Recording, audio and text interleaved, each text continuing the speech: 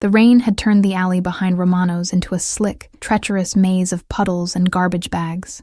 I could smell the sour tang of rotting vegetables mixed with the metallic scent of wet asphalt as I hauled another black bag toward the dumpster. My shoulders ached, a deep, bone-tired pain that had become so familiar I barely noticed it anymore. 12-hour shifts did that to you. Turned you invisible. Turned you into background noise in a world that never stopped moving. My sneakers squelched through the water, the thin canvas doing nothing to keep my feet dry. I'd need to stuff them with newspaper again tonight, let them dry by the radiator in my studio apartment.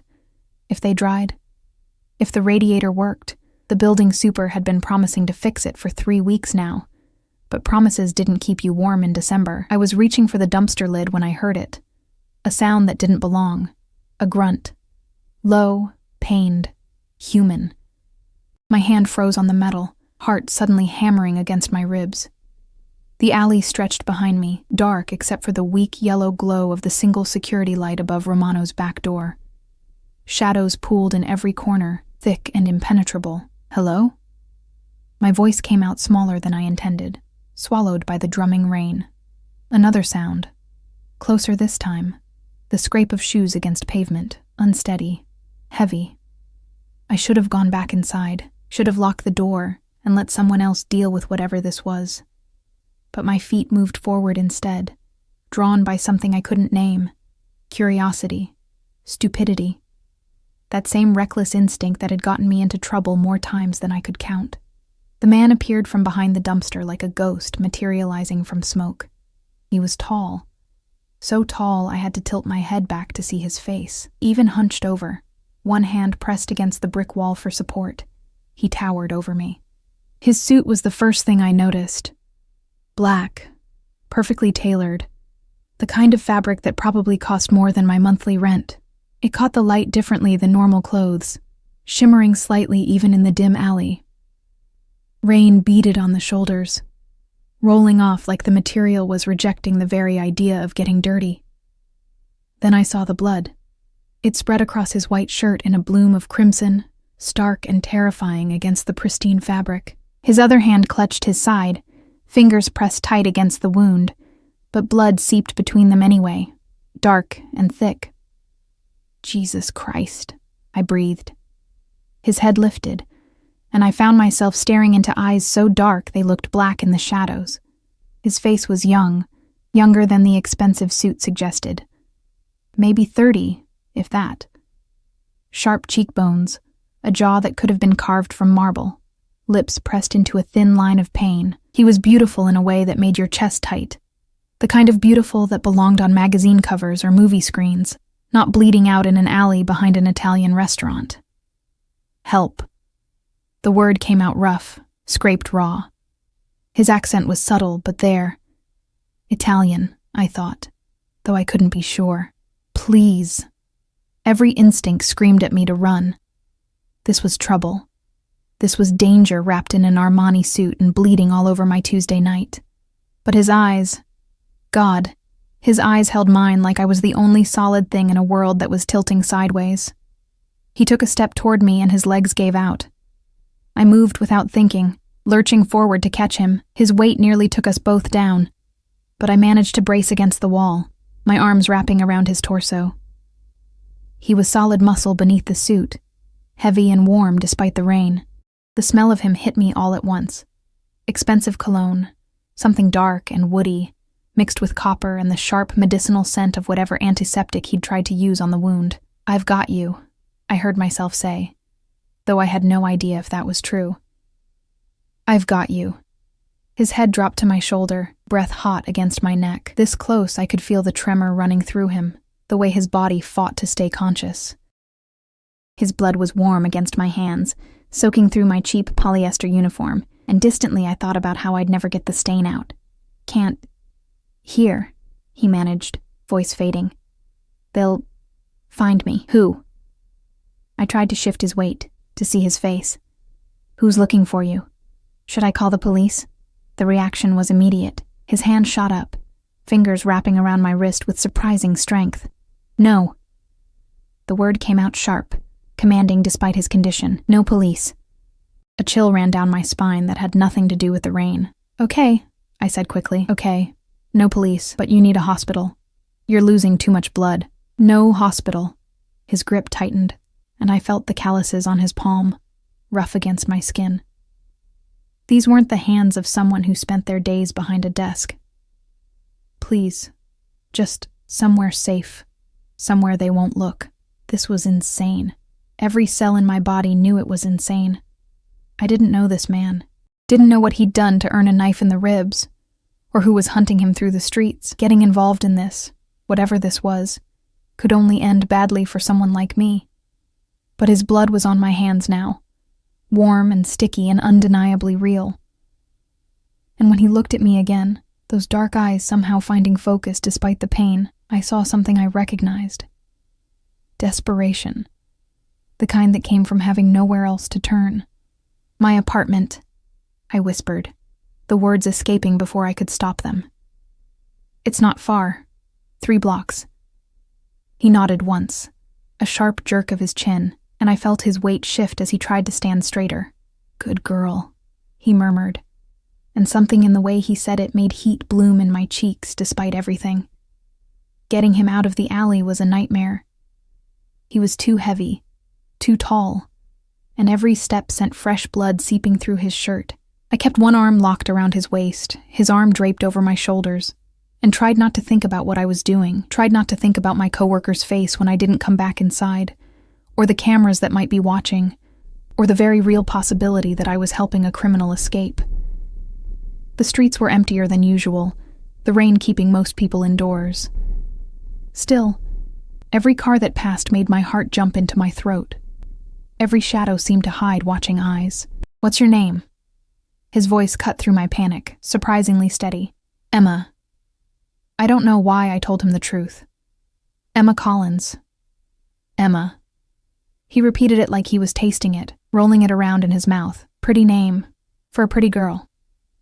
"Save your strength," I muttered, adjusting my grip as we turned the corner onto my street. The building loomed ahead, 5 stories of aging brick and broken dreams. Home. "Can't let them know," he said, words starting to slur. "If they know about you, they'll use you." "Who?" I asked again, fumbling for my keys with my free hand. "Who are they?" But his head was dropping again, consciousness slipping. I managed to get the door open, half dragging him into the narrow lobby.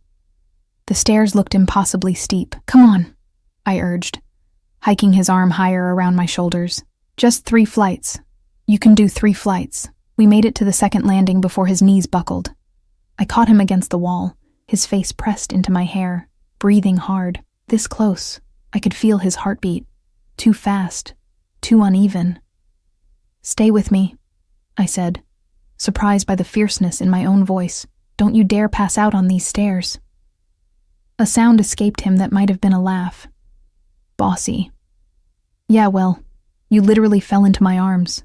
That makes you my problem now." Something shifted in his expression, visible even through the haze of pain. His free hand came up, fingers brushing my cheek with unexpected gentleness. "Your problem," he repeated softly. "Yes, mine now."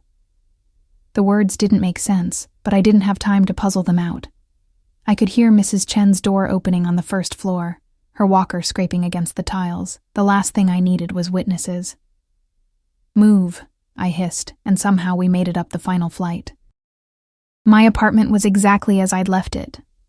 Tiny, cramped, the sum total of my existence crammed into 400 square feet. I kicked the door shut behind us and guided him toward the bed, the only piece of furniture large enough to hold him. He collapsed onto the mattress with a groan, and immediately my white sheets started turning red. "Okay," I said, more to myself than to him. "Okay, think. First aid kit under the bathroom sink. Clean towels. Water." I moved on autopilot, my hands shaking as I gathered supplies. When I came back, he was watching me, his dark eyes tracking my every movement. "You should have left me," he said quietly. "Probably." I knelt beside the bed, reaching for his shirt. The buttons were expensive, mother of pearl, and I felt guilty for a split second before ripping the shirt open. But I didn't. So let's focus on keeping you alive. The wound was ugly. A deep puncture just below his ribs, still seeping blood. Not as bad as I'd feared, though. The bleeding was slowing, which meant nothing vital had been hit. Probably. This is going to hurt, I warned, pressing a towel against the wound. His jaw clenched, tendons standing out in his neck, but he didn't make a sound. I worked quickly, cleaning the wound as best I could, using butterfly bandages to pull the edges closed. My hands were steadier than I expected, muscle memory from a lifetime of small emergencies taking over. "You've done this before," he observed, watching my face. "My dad," I said without thinking. "He was accident-prone when he drank." Something flickered in his expression, understanding maybe, or pity. I didn't want either. "There." I sat back, surveying my work. It wasn't pretty, but it would hold. "You really should see a doctor." "Can't." His hand caught mine before I could pull away, his fingers lacing through mine. His blood made our palms stick together. "Emma, you saved my life tonight. I barely did anything. You saved my life," he repeated, more firmly. His thumb traced small circles on the back of my hand, the gesture absurdly intimate. That means something. Where I come from, that means everything. Before I could respond, before I could ask what he meant, his eyes rolled back, and consciousness finally fled. I sat there on the floor beside my bed, holding the hand of a beautiful stranger who'd collapsed into my arms, covered in his blood, and wondered what the hell I'd just gotten myself into. The rain continued to fall outside, washing the city clean. But some stains, I was learning, ran too deep to ever truly wash away. I didn't sleep. How could I? There was a man, a stranger, unconscious in my bed, his chest rising and falling in shallow breaths that I counted obsessively through the night. Every hour I checked his pulse, pressed my palm against his forehead to gauge his temperature, peeled back the bandages to make sure the bleeding had stopped. It had, mostly. The white gauze bloomed with rust-colored stains, but nothing fresh seeped through. He never woke. Not when I cleaned the dried blood from his skin with a damp cloth, revealing more of that marble-carved body. Not when I covered him with my spare blanket, the thin fabric looking ridiculous draped over his expensive frame. Not even when I finally gave in around 4 a.m. and curled up in the armchair by the window, my body screaming for rest I couldn't afford to take. Dawn came gray and reluctant, filtering weak light through my curtains. I watched it creep across the floor, across the bed where he lay, illuminating features that looked softer in sleep, younger, almost innocent. If you ignored the violence written in the wound beneath the bandages. My phone buzzed. Romano's. Third call in the last 6 hours. I let it go to voicemail. The sound must have reached him because his eyes opened, unfocused at first, then sharpening with alarming speed as they found me across the room. He tried to sit up and immediately fell back with a hiss of pain. "Don't!" I was on my feet before I realized I'd moved, crossing to the bed.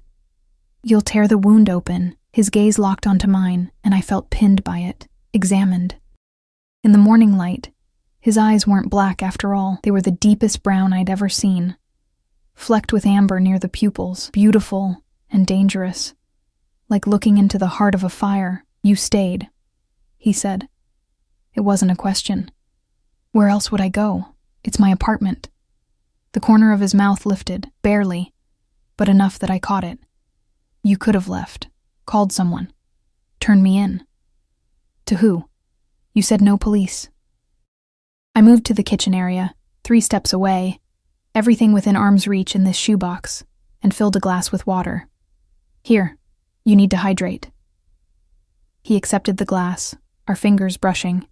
Even that small contact sent electricity up my arm. I told myself it was just adrenaline, leftover fear from the night before. Told myself I was lying. "What time is it?" he asked after draining half the glass. "Almost 7, Wednesday morning." I perched on the edge of the bed, careful not to jostle him. "How do you feel?" "Like I've been stabbed." That almost smile again, but alive. "Thanks to you. You said that last night. You don't owe me anything. I owe you everything." The intensity in his voice made me flinch. His hand found mine again, and this time there was no blood between us, just skin on skin, warm and far too intimate for two people who didn't even know each other's names. You understand? Everything. I don't understand any of this, I admitted. My voice came out smaller than I wanted. I don't know who you are. I don't know who hurt you. I don't know what I've gotten myself into. He studied me for a long moment, something calculating moving behind those dark eyes. My name, he said finally, is Dante. Dante Moretti. The name meant nothing to me. Should it have? I searched his face for clues, finding only that unsettling intensity. Okay, Dante. Why did someone try to kill you? Business dispute. He said it casually, like he was discussing the weather. Nothing for you to worry about. Nothing to... I pulled my hand away, standing abruptly. You bled all over my apartment. Men are looking for you. That sounds like something to worry about. They won't find you. Absolute certainty in those words. I'll make sure of it. How? You can barely sit up. As if to prove me wrong, he pushed himself upright, jaw clenching against obvious pain. The blanket fell away, revealing his bandaged torso, the hard planes of muscle, the scattering of scars that suggested last night wasn't his first encounter with violence. He was imposing even injured, radiating a kind of controlled power that made my small apartment feel even smaller. I need my phone, he said. My jacket. Where is it? The bathroom. I hung it up to dry. I watched him carefully. Who are you calling? My people. Something cold settled in my stomach. Your people. They'll be looking for me. Worried. He met my eyes, and for the first time I saw something soft there, almost apologetic. Emma, I need you to trust me. Can you do that? I don't even know you. You saved my life. That's knowing someone in the way that matters. I wanted to argue, to point out how insane that logic was. Instead, I found myself walking to the bathroom, retrieving his jacket. It was heavy, heavier than any jacket should be. My fingers found the inside pocket, felt the hard shape of a gun tucked there, and my blood turned to ice. He was watching me when I returned, his expression unreadable. I held out the jacket without a word. Thank you. He pulled out a phone. No, 2 phones. 3. How many phones did one person need? He selected one, black and expensive looking, and pressed a single button. Someone answered before the first ring finished. Capo. The voice on the other end was tinny but clear, speaking rapid Italian. Relief and urgency mixing in equal measure. Dante responded in the same language, his voice dropping into a register I hadn't heard before. Commanding. Absolute. Whatever he said made the person on the other end respond with immediate deference. Capo. The word rattled around in my head. I'd heard it in movies, read it in books. Boss. Oh God. The call lasted maybe 2 minutes. When he ended it, his eyes found mine, and he must have seen the understanding dawning there because his expression shifted. Became careful. Emma. What are you? The question came out as a whisper. Who are you really? He was quiet for a long moment. Rain had started again outside, pattering against the window. The only sound in the suddenly too small space between us. I think you already know, he said softly. I did. Somewhere in the night, while cleaning his blood from my hands, while watching him breathe in my bed, I'd known. I'd just been too tired, too caught up in the immediate crisis, to let myself think it through. The expensive suit, the gun, the way he'd refused police, refused hospitals, the fear in his voice when he said they'll find me. Mafia, I breathed. That's a crude word. His mouth curved, not quite a smile, but yes, in essence. My legs felt weak. I sat down hard on the armchair, my mind racing. I'd helped a mobster, brought him to my home, let him bleed on my sheets. Every crime show I'd ever watched flashed through my head, every news story about innocent people caught in crossfire. You need to leave, I said. As soon as your people get here, you need to leave and forget this ever happened. I can't do that. Yes, you can. You just... Emma. He shifted, trying to stand, and I saw the pain lance through him. Listen to me. What you did last night, taking me in, Helping me. It was brave. Stupid, but brave. And now you're in this whether you like it or not. No. I shook my head, backing toward the door. No, I'm not. I'm nobody. I'm a waitress who made a mistake. You'll leave and I'll forget your face, and that's the end of it. You think it's that simple? His voice was gentle, which somehow made it worse. The moment my enemies saw you with me, and they have eyes everywhere, Emma, everywhere. You became a target, a way to get to me. That's not my problem. It is now. A knock at the door made us both freeze. 3 sharp raps, precise and controlled. Dante's entire demeanor changed. The injured man disappeared, replaced by someone harder, dangerous. He gestured sharply for me to stay back, reaching for the gun I'd felt in his jacket. Capo. A voice through the door, speaking Italian. It's Marco. Some of the tension left Dante's shoulders, but not all of it. Open it, he told me, slowly. My hands shook as I turned the lock. The door swung open to reveal 2 men in dark suits, both built like brick walls. The one in front, Marco, presumably, had kind eyes and a brutal face, salt and pepper hair cut military short. His gaze swept the apartment, cataloging everything, before landing on me with something that looked like concern. Signorina, he said, his accent thick. You are Emma, yes? I nodded, not trusting my voice. You help our capo. We are... He searched for the word. Grateful. In your debt. I don't want debt, I managed. I just want to forget this happened. The second man, younger with a scar bisecting his left eyebrow, moved past me without a word. He went straight to Dante, examining the bandages with professional efficiency. They spoke in rapid Italian, too fast for me to catch more than a few words. Dante gestured toward me once, and both men's eyes snapped to my face with an intensity that made me want to hide. She did well, the scarred man said in accented English, apparently for my benefit. The wound is clean. No infection. She saved your life, Capo. I know. Dante's eyes never left me. Marco, I need a clean car. New phones. And someone watching this building. No one in or out without my knowing.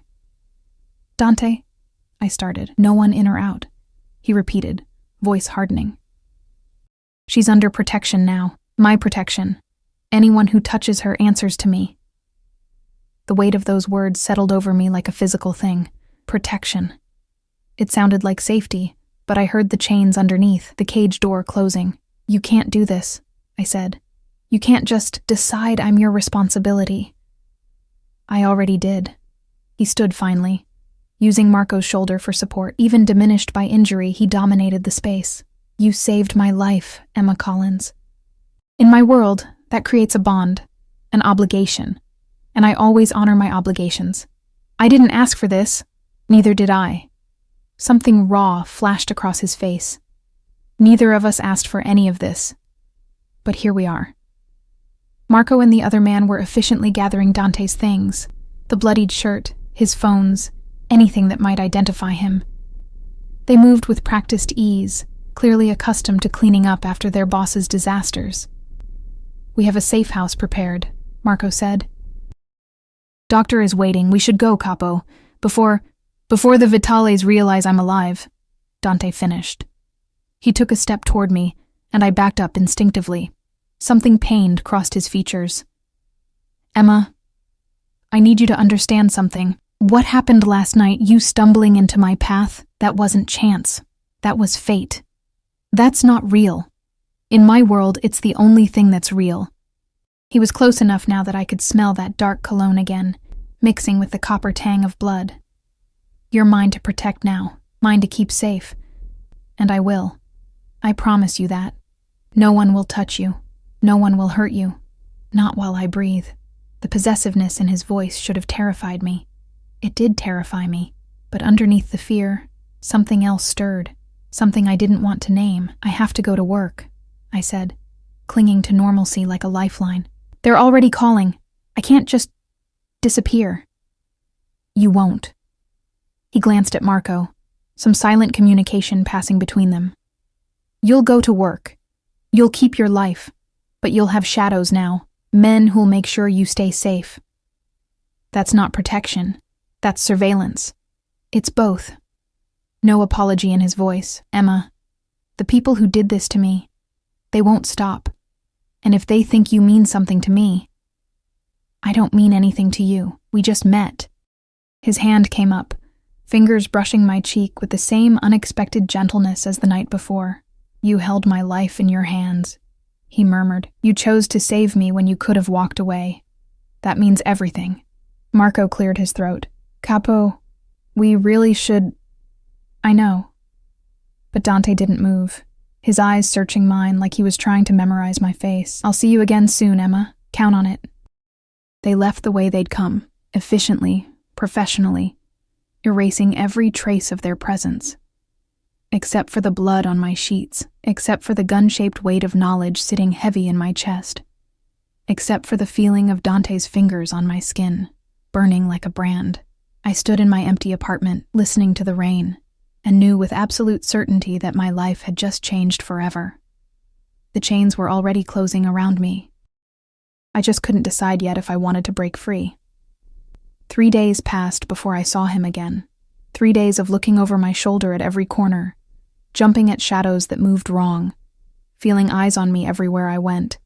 Marco hadn't lied. I had shadows now. They were good at their job, almost invisible, but I'd learned to spot them. The man in the gray sedan parked across from my building. The woman who always seemed to be at the bus stop when I left for work. The suited figure nursing an espresso at the cafe where I grabbed my morning coffee. Dante's protection felt like a noose tightening slowly around my throat. Romano's was hell. I'd called in sick the morning after, my voice rough enough to sell the lie, but I couldn't avoid it forever. When I finally returned, my manager, a perpetually stressed man named Vincent, had pulled me aside with a look that was equal parts concern and suspicion. You okay, Collins? You look like you haven't slept. I hadn't. Not really. Every time I closed my eyes, I saw Dante's blood spreading across my hands, felt the weight of his body collapsing into my arms, heard that voice in my ear, "You're mine to protect now." "Just a bug," I'd said. "I'm fine." I wasn't fine. Thursday night, the restaurant was packed. Some corporate event that had every table filled with loud men in loosened ties drinking too much wine and leaving terrible tips. My feet ached, my back screamed, and I'd lost count of how many times someone's hand had accidentally brushed against me when I leaned over to clear plates. I was carrying a tray of dirty dishes toward the kitchen when I felt it, that electric awareness that meant someone was watching me. Not the casual observation of customers waiting for refills, something focused, intense. I turned, scanning the dining room, and found him. Dante sat alone at a corner table, somehow occupying the best seat in the house, even though I knew for a fact we'd been fully booked for weeks. He wore a different suit, charcoal gray this time, perfectly tailored, making him look like he'd stepped out of a magazine spread. No sign of the injury that had nearly killed him. No hint of weakness at all, but his eyes. God. His eyes locked onto me like a predator spotting prey, and I felt the tray slip in my suddenly nerveless fingers. I caught it just in time, the dishes rattling but not falling. My heart hammered so hard I could feel it in my throat. What was he doing here? This was my space, my job, the one piece of normalcy I had left, and he was contaminating it with his presence. Marco appeared at his elbow, leaning down to murmur something in his ear. Dante's gaze never left my face as he responded, a slight curve to his mouth that wasn't quite a smile. I forced myself to turn away, to keep moving toward the kitchen. My hands shook as I set the tray down on the counter. "Emma." Vincent grabbed my arm, his grip tight with barely contained panic. "Table 12 needs you, now." "I'm not assigned to." "You are now. Go, table 12. Of course. Where else would Dante Moretti sit? I grabbed a notepad, smoothed down my stained apron, and walked across the dining room on legs that felt like water. Every step brought me closer to that corner table, to those dark eyes that tracked my movement with unsettling focus. "Good evening." My voice came out steadier than I felt. Professional, distant. "Can I start you with something to drink? Emma." The way he said my name, like he was tasting it, savoring it, made heat crawl up my spine. "Sit down. I'm working." "Sit down." Not a request. A command. delivered in a tone that probably made grown men scramble to obey. I wasn't going to obey. I was going to tell him exactly where he could shove his orders, consequences be damned. But then I saw Vincent watching from across the room, saw the barely disguised terror in his expression, and realized my boss knew exactly who Dante was. Everyone probably knew who he was, except me. I'd been the only one stupid enough not to recognize a predator when he collapsed into my arms. I sat. Better. Dante leaned back, studying me with that unnerving intensity. He looked completely recovered, no hint of pain in his movements. You've been avoiding me. I haven't been avoiding you. I've been living my life, with my men watching your every move. Your men are hard to miss. His mouth curved into a genuine smile this time, and the transformation was devastating. It softened the harsh lines of his face, made him look younger, almost approachable. Almost. They're supposed to be invisible, he said. I'll have to retrain them. Or you could call them off entirely. I kept my voice low, aware of the other diners around us. You said I could keep my life. Having bodyguards follow me everywhere isn't keeping my life. It's keeping you alive. There's a difference. He gestured to Marco, who immediately stepped forward with a bottle of wine I knew cost more than my weekly paycheck. The Vitalis are angry. They lost men in the ambush that night. They're looking for revenge. That has nothing to do with me. It has everything to do with you. He poured wine into 2 glasses, sliding one across the table to me. They know someone helped me escape. They're searching for that person, and when they find you, if they find me, I interrupted. Maybe they won't. Maybe I'm not that important to your little war. Something dangerous flashed in his eyes. You're important to me. That makes you important to everyone. The words hung between us, heavy with implication. I picked up the wine glass just to have something to do with my hands, taking a sip that burned all the way down. Why are you here? I asked finally. Why come to my work? Risk being seen? I wanted to see you. Simple. Direct. Like it was the most natural thing in the world. I've been thinking about you, Emma. For 3 days I've thought about nothing else. That should concern me. It does concern me, but I can't seem to stop. My pulse jumped. You don't know me. I know you saved my life. I know you're brave enough to take in a stranger bleeding in an alley. I know you work yourself to exhaustion in this place, and still your boss looks at you like you're disposable. His jaw tightened. I know more than you think. You had me investigated. Of course I did.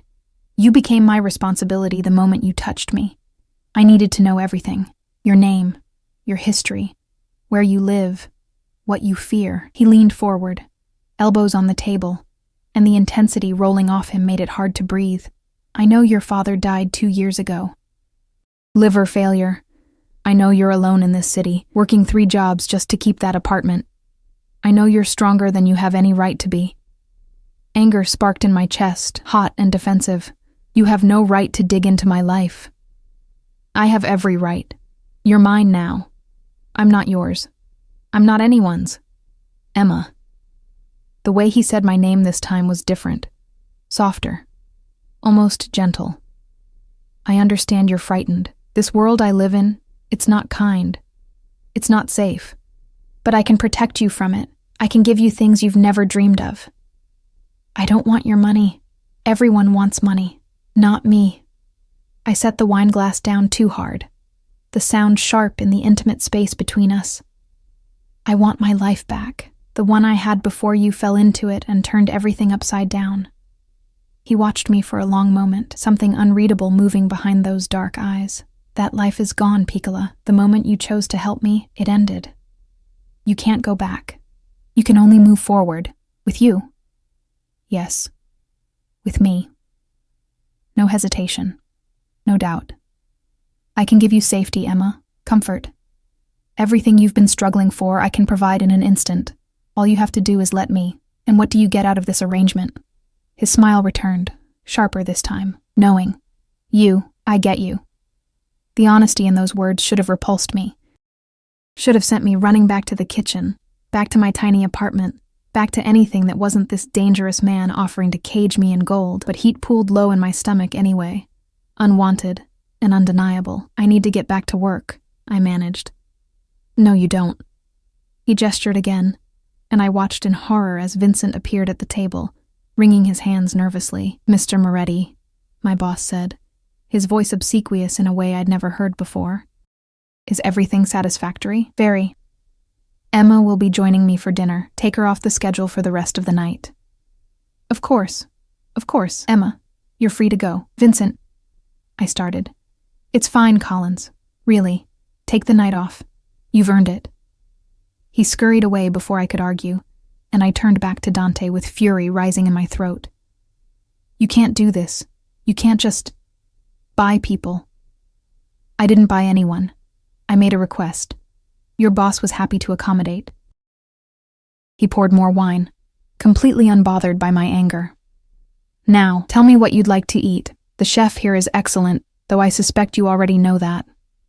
"I'm not hungry." "You're always hungry. You work yourself to exhaustion and barely eat. That changes now." "You don't get to decide." "Emma." He reached across the table, his hand covering mine before I could pull away. His palm was warm, the touch sending electricity racing up my arm. "Please, have dinner with me. Let me do this one small thing. Then, if you truly want me gone, I'll go." I didn't believe him. Couldn't believe him. Men like Dante Moretti didn't just walk away from things they'd decided they wanted. But the weight of his hand on mine, the earnestness in his dark eyes, the bone-deep exhaustion in my own body, all of it conspired to keep me in that chair.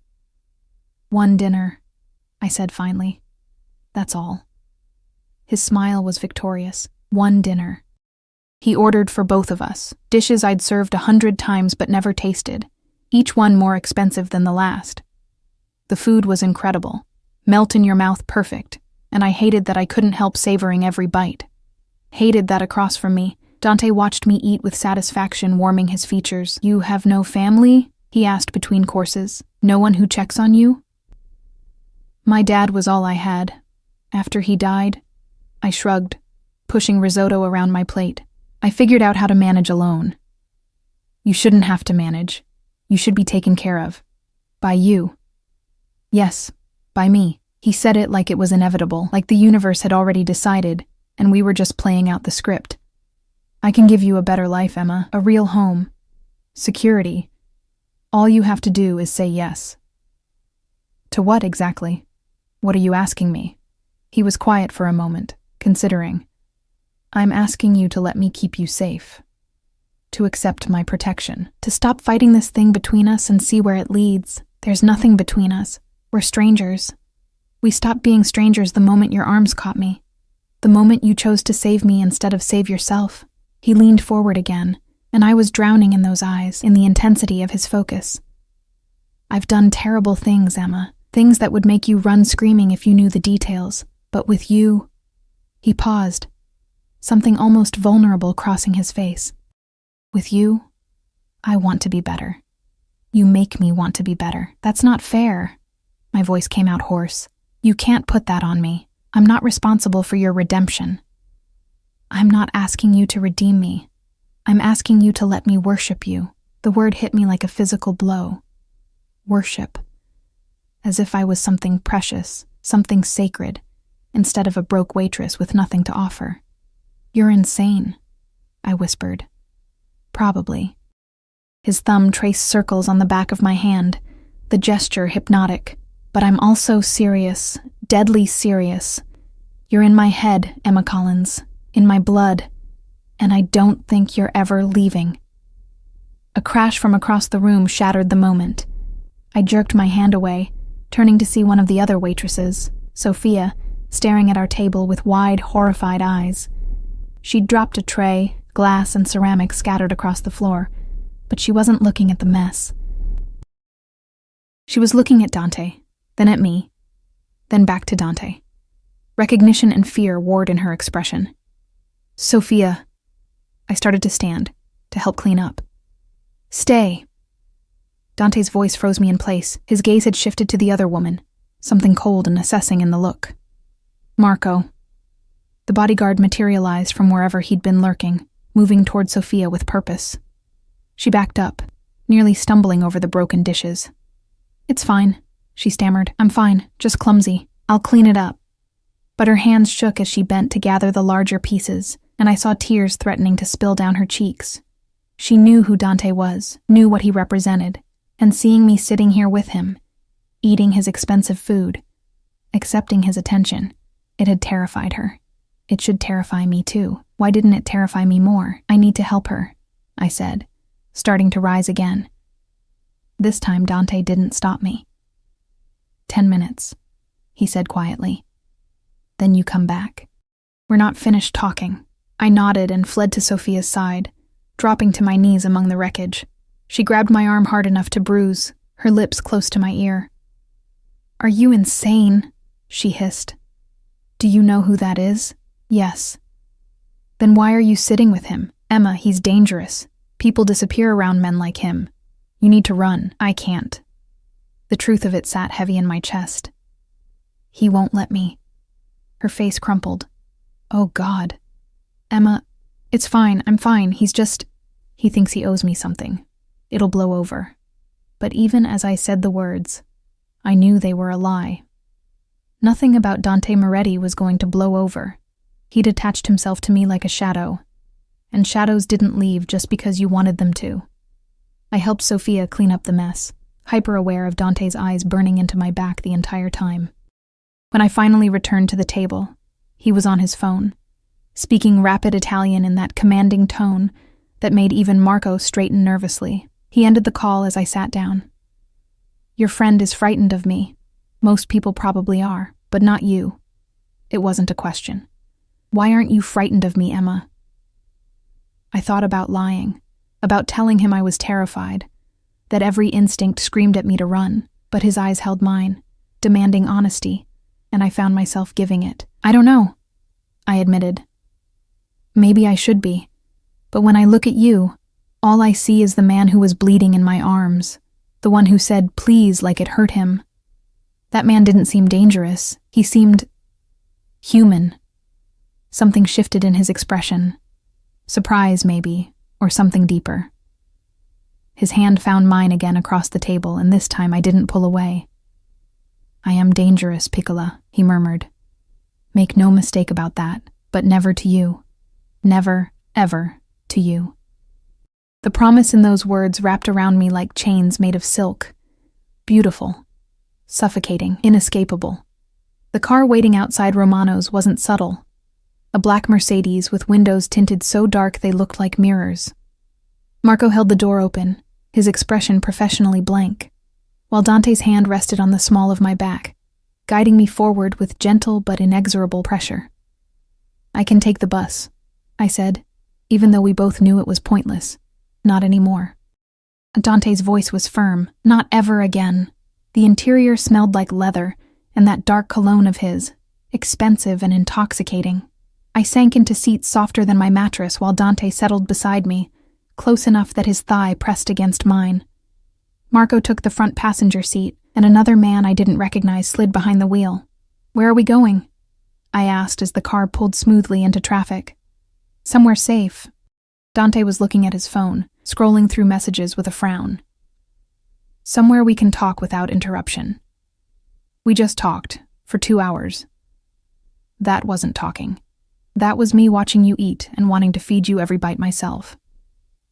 He glanced up, catching my expression, and that devastating smile returned. Don't look so shocked, Piccola. I told you. I want to worship you. That includes ensuring you're properly cared for. Heat crept up my neck. I can take care of myself. You shouldn't have to. Not anymore. The car wound through streets I recognized, then ones I didn't, climbing into hills where the houses grew larger and farther apart. Old money territory, the kind of neighborhood where people like me only came to clean or serve. We turned through iron gates that opened automatically, rolling up a curved driveway lined with manicured hedges. The mansion that appeared made my breath catch. 3 stories of honey-colored stone, windows glowing warm in the darkness, surrounded by gardens that probably cost more to maintain than I made in a year. This is yours? I asked stupidly. One of my properties. The safest one. Dante was already out of the car, offering his hand to help me. Come, I want to show you something. I should have refused. Should have demanded he take me home, back to my cramped apartment where at least I understood the rules. Instead, I placed my hand in his and let him pull me into his world. The interior was even more breathtaking. Marble floors, soaring ceilings, artwork that looked like it belonged in museums. But Dante didn't give me time to gawk. He led me through rooms that blurred together in their opulence, up a sweeping staircase, down a hallway lined with closed doors. He stopped at the last door, his hand on the knob, and something vulnerable flickered across his face. "I had this prepared for you," he said quietly. "After I learned about your apartment, about how you live, I couldn't stand thinking of you in that place, so Please, just look." He opened the door. The room beyond stole my breath. It was huge, easily 3 times the size of my entire apartment, decorated in soft creams and golds that caught the light from crystal lamps. A bed that could sleep 4 dominated one wall, dressed in linens that looked like clouds. Floor-to-ceiling windows overlooked the gardens, the city lights twinkling in the distance like fallen stars. An ensuite bathroom visible through an open door promised marble and luxury I couldn't begin to comprehend. But it was the details that broke something in my chest. The bookshelf filled with worn paperbacks, romance novels, the kind I devoured during rare free moments. The soft throw blanket draped over a reading chair, the exact shade of blue I'd told my father was my favorite years ago. The framed photograph on the nightstand that I recognized with a jolt. Me and my dad, taken at a carnival the summer before he got sick, both of us laughing at something long forgotten. "How did you—" My voice cracked. "I told you. I needed to know everything about you." Dante moved to stand behind me, not touching but close enough that I felt his heat. "The books were easy. Your library card history is surprisingly accessible. The photograph was in your apartment. I had it copied and restored. The color, that took more research. But I found an old interview your father gave to a local paper, mentioned you loved that specific shade of blue. I couldn't breathe. The thoughtfulness, the attention to detail, the sheer effort he'd put into creating this space. It was too much, too intimate, too presumptuous, too perfect. "This is insane," I whispered. "You can't just make me a room in your house." "I can. I did." His hands settled on my shoulders, warm and possessive. "Emma, I meant what I said at dinner. I want to take care of you. This room, this house, it's all yours if you want it. No strings, no expectations. Just let me give you the life you deserve. I barely know you." But I didn't pull away from his touch. Couldn't. "Then get to know me." He turned me to face him, his dark eyes searching mine. "Stay tonight. Let me show you that I'm not just the dangerous man your friend fears. Let me prove I can be good for you." Every rational thought screamed at me to refuse, to run back down those stairs, out those gates, back to my small, safe life where men like Dante Moretti only existed in movies and cautionary tales. But his hands were so gentle on my shoulders, and the room behind me promised comfort I'd never known. And exhaustion, bone-deep, soul-crushing exhaustion, made the thought of sleeping in that cloud-like bed almost irresistible. One night, I heard myself say, "That's all." The smile that crossed his face was pure triumph. One night. He left me alone to explore the room, to discover the walk-in closet filled with clothes in exactly my size, the drawers stocked with toiletries and personal items I hadn't known I needed, every detail considered, every comfort anticipated. It should have felt like a cage. Instead, it felt like coming home. I showered in that marble bathroom, standing under water pressure that actually worked, using products that smelled like heaven, and probably cost more than my weekly grocery budget. When I emerged, wrapped in the softest robe I'd ever touched, I found Dante had returned. He sat in the reading chair, still in his suit, but with the jacket discarded, sleeves rolled up to reveal forearms that were pure corded muscle. "Better?" he asked, his eyes tracking the water still dripping from my hair. "Yes."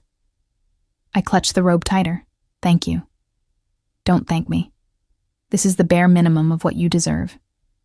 He stood, moving toward me with that predatory grace. "Emma, I need to tell you something. About what happened the night we met." My stomach tightened. "Okay." "The man who stabbed me, His name was Enzo Vitale, third son of the Vitale family, one of our biggest rivals. He kept his distance, like he sensed I needed space. We'd arranged a meeting to discuss territories, try to avoid all-out war, but it was a trap. They wanted me dead, wanted to decapitate my organization in one move. What happened? I killed him. No emotion in his voice, just fact. He came at me with the knife, and I killed him. But not before he got that blade between my ribs. My men found me seconds later, helped me escape. But the Vitales, they're claiming I murdered Enzo in cold blood, that I violated the terms of our meeting. They want revenge. I sank onto the edge of the bed, processing. And they think I helped you escape. They know you did. They have informants everywhere, Emma, eyes watching, ears listening. They know a woman took me from that alley. They've been searching for you for days. His jaw tightened. That's why I can't let you go back to your life like nothing happened. They will find you. They will use you to hurt me, unless I keep you close. Unless I make it very clear that touching you means declaring war on my entire family. Your family. The word felt strange in my mouth. You keep saying that. But you're talking about the mob, about criminals. Yes. He didn't flinch from the word. I'm a criminal, Emma. I break laws. I hurt people who threaten what's mine. I've done things that would make you sick if you knew the details. But I also protect what's mine with everything I have, and you're mine now. Whether you accept it or not, I'm not a possession. No. You're far more precious than any possession. He moved closer, dropping to his knees in front of me so we were eye level.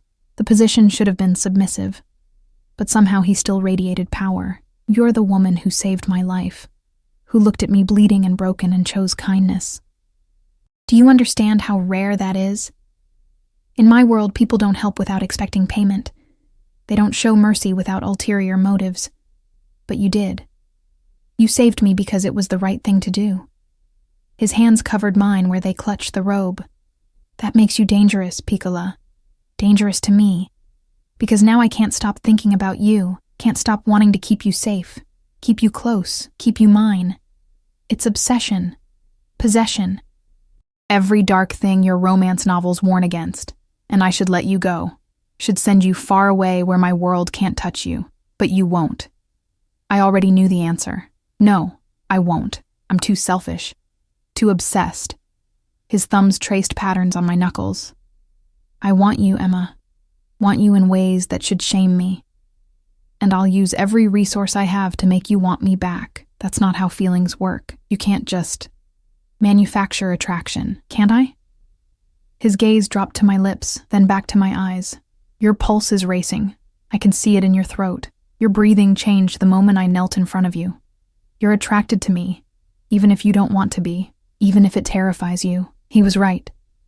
God help me, he was right. My body had betrayed me, responding to his proximity, his intensity, the dark promise in his eyes. Physical attraction isn't the same as trust, I managed.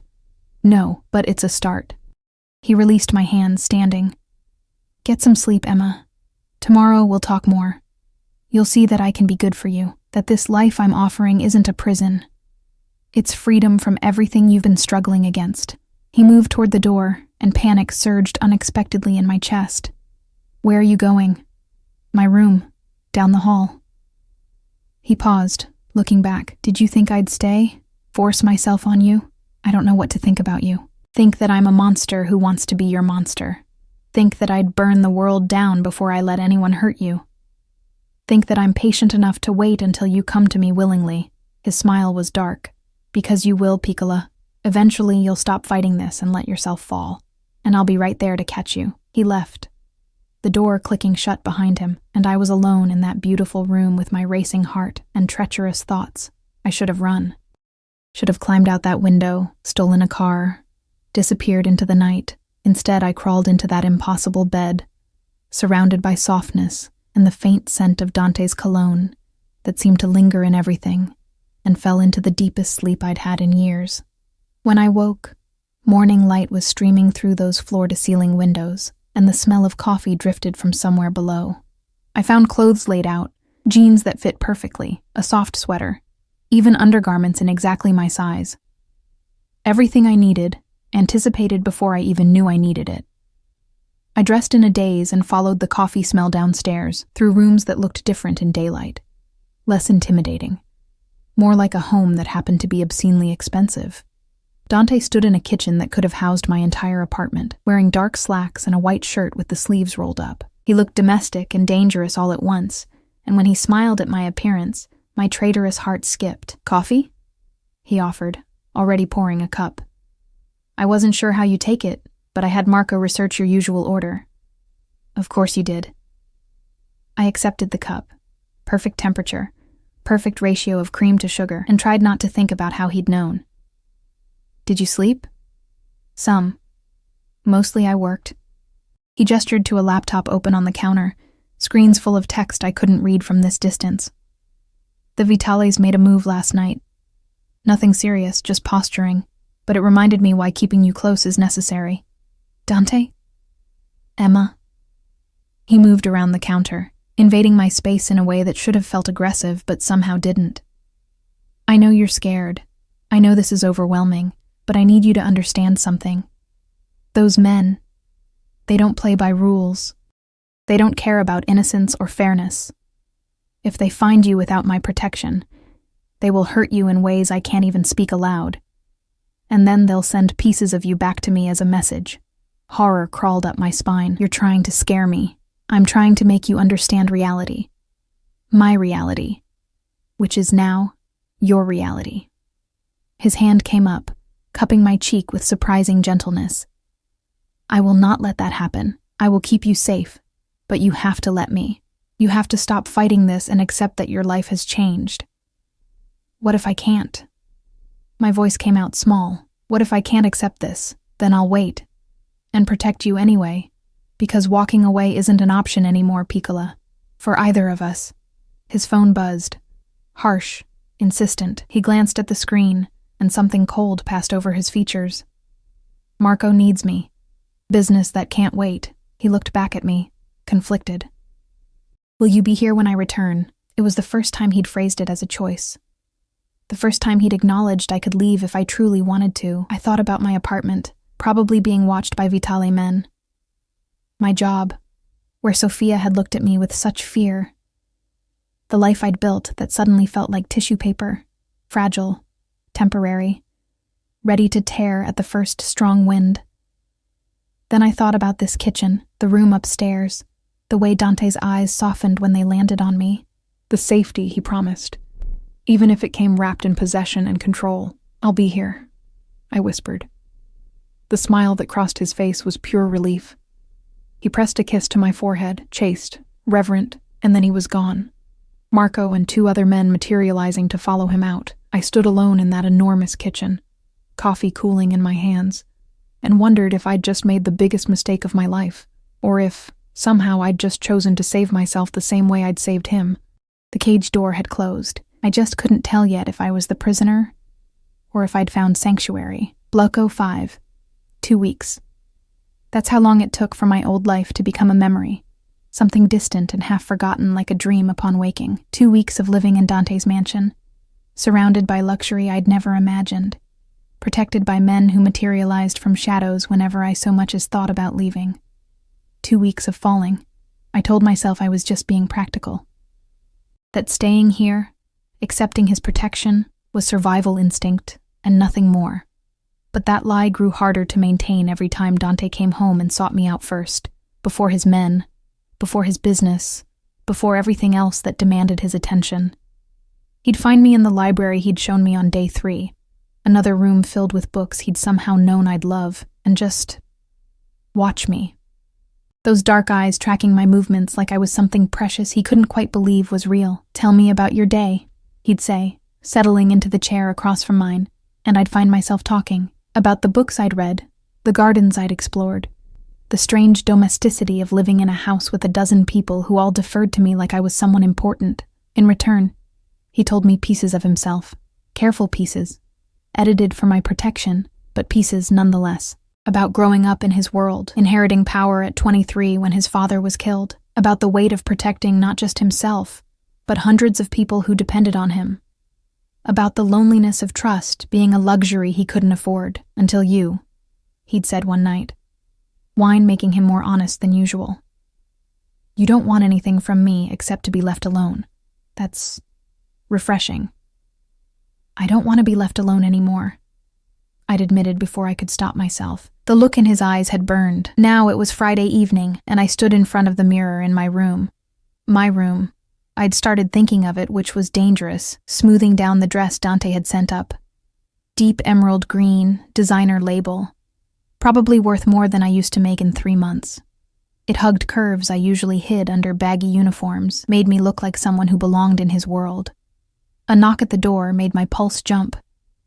Come in. Dante entered, and the air seemed to contract around us. He wore all black tonight, shirt, slacks, even his shoes, making him look like a dangerous shadow come to life. His eyes swept over me, and the hunger that flashed there made my skin burn. Beautiful, he breathed. Emma, you're devastating. It's just a dress. It's not the dress. He crossed to me in 3 strides, his hands settling on my waist, pulling me back against his chest. In the mirror, we looked like we belonged together, his darkness framing my light, his height making me seem delicate despite never feeling delicate a day in my life. It's you. It's always been you. I should have pulled away, should have maintained the distance I'd been desperately trying to preserve. But his warmth seeped into me, his cologne wrapped around my senses, and I found myself leaning back into him instead. Where are we going? My voice came out breathy. Dinner. A restaurant I own, fully secured, completely private. I want to show you off. His lips brushed my temple. I want the world to know you're mine. Dante. I know. You're not ready to hear that yet, but it doesn't make it less true. He met my eyes in the mirror. Emma, these 2 weeks with you here have been the best of my life. Do you understand that? The best. Coming home to you, talking with you, watching you exist in my space. It's everything I didn't know I needed. You barely know me, I protested weakly. I know enough. I know you're kind even when the world has given you every reason not to be. I know you're strong, stronger than you realize. I know you try to hide how much you're starting to care about me, but I see it anyway. In the way you wait up when I'm late, in how you've stopped flinching when I touch you, in the fact that you're still here when you could have run a dozen times. He was right. I had stopped flinching, had started anticipating his touch instead of just enduring it, had caught myself listening for his car in the evenings, something tight in my chest loosening when I heard him arrive home safe. This is insane, I whispered. Yes. Beautifully, perfectly insane. He turned me to face him, hands framing my face. Emma, I need to tell you something before we go tonight. Something important. The seriousness in his tone made anxiety spike in my chest. What? The Vitales. They found out who you are, your full name, your old address, everything. His thumb stroked my cheekbones, keeping me calm when I wanted to panic. They sent a message this afternoon. They want a meeting. They're threatening to come after you if I don't agree to their terms. What terms? Territory, money, power, the usual demands. His jaw tightened. They think you're my weakness. They think threatening you will make me fold. Will it? I had to know. Had to understand what I'd become to him. Yes. No hesitation. Brutal honesty. For you, I'd give them everything. But I won't have to.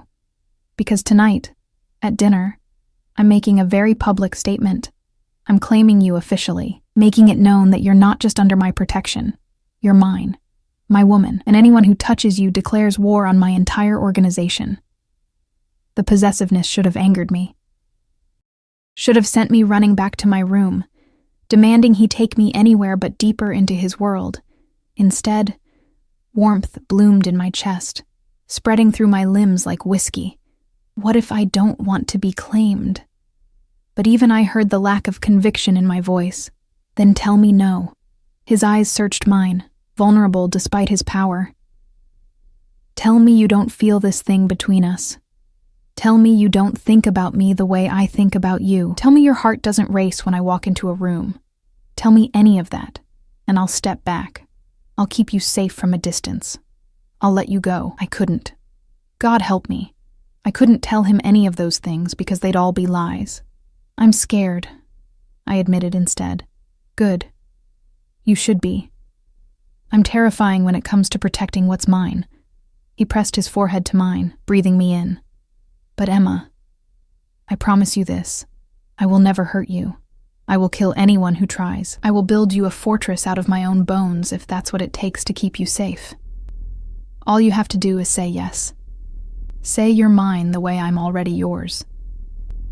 Dante, say it. His hand slid into my hair, tilting my head back, his lips a breath away from mine. Please, Piccola. Let me have you.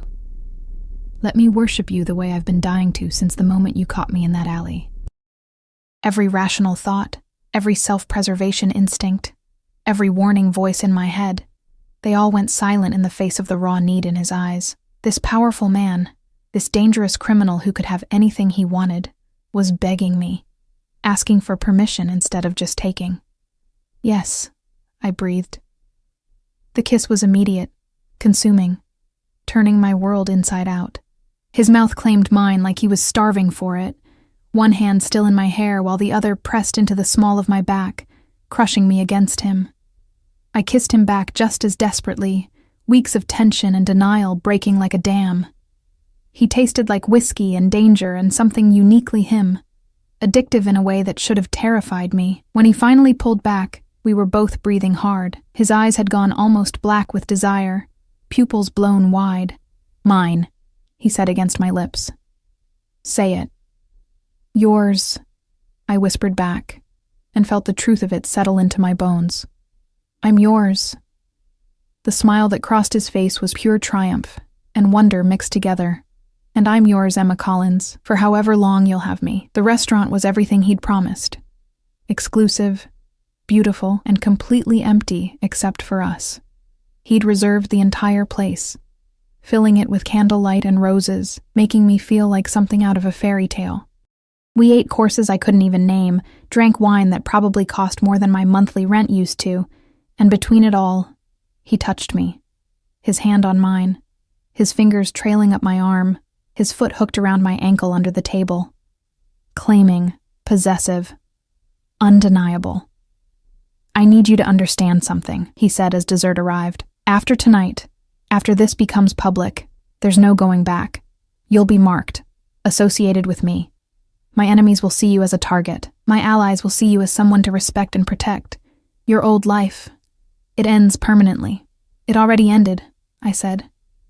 The night I caught you. I just didn't know it yet. No regrets? I thought about my cramped apartment, my exhausting jobs, the loneliness that had become so normal I'd stopped noticing it. Then I thought about waking up in that beautiful room, having coffee with Dante in the mornings, the way his face softened when he looked at me. No regrets, I confirmed. Not about you. Something vulnerable flashed in his eyes. Emma, I need to tell you something else. About that night. About why I was in that alley in the first place, okay? I was running. Not just from Enzo, but from the meeting entirely. Because I knew it was a trap. My instincts screamed at me to get out. And I did. I ran like a coward instead of fighting. His hand tightened on mine. If I'd stayed, if I'd faced them directly, none of this would have happened. You'd still be living your life, oblivious to my world, safe. But we wouldn't have met. No, we wouldn't have. He looked almost haunted. Sometimes I wonder if that would have been better. For you. I reached across the table, cupping his cheek the way he so often did to me. I saved you for a reason, Dante. Maybe fate, maybe chance, I don't know. But I don't regret it. Not the choice I made that night, and not the choices I'm making now. He turned his head, pressing a kiss to my palm. I love you. The words were quiet, but they hit like thunder. I know it's too soon. I know I shouldn't feel this much this fast. But I do. I love you, Emma. Obsessively. Completely. In ways that would probably concern a therapist. My heart stuttered. Dante, you don't have to say it back. I just needed you to know. Needed you to understand that this isn't just possession or obsession or my need to protect you. It's love. Real, terrifying, all-consuming love. Tears pricked my eyes. You're insane. For you? Absolutely. He stood, coming around the table to pull me to my feet. Dance with me. There was no music, but I let him pull me close anyway. Let him sway us in a gentle rhythm only he could hear. His hand splayed possessively across my lower back, holding me against him, while I rested my head on his chest and listened to his heartbeat. Strong, steady, alive because I'd chosen to save him. I think I'm falling for you too, I admitted into his shirt. I think I have been since you said please in that alley. His arms tightened around me. Yeah? Yeah, it's terrifying. Good terrifying or bad terrifying? I pulled back to look at him, at this beautiful, dangerous man who'd turned my world upside down and somehow made it better. Good terrifying. The kind that feels like standing at the edge of a cliff, knowing you're about to jump but trusting someone will catch you. I'll always catch you, he promised. Always. He kissed me again, slower this time, savoring instead of consuming. When he finally pulled back, his smile was soft. Come on. I want to show you something. He led me outside, where Marco waited with the car, but instead of the mansion, we drove deeper into the city, stopping at a building I recognized. My old apartment complex. Why are we here? I asked, confused. Because you need closure. He helped me out of the car, keeping my hand in his. One last look at what was, so you can fully embrace what is. We climbed those familiar stairs. Stairs I'd helped him up just 2 weeks ago, both of us bleeding and desperate. My apartment door had a new lock, but Dante had a key. Of course he did.